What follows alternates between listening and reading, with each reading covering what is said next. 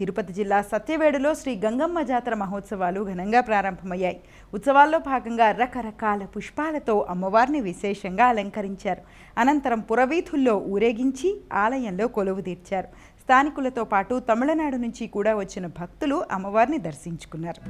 నమస్తేస్తు మహామాయే శ్రీపీఠే సురపూజితే శంఖ చక్ర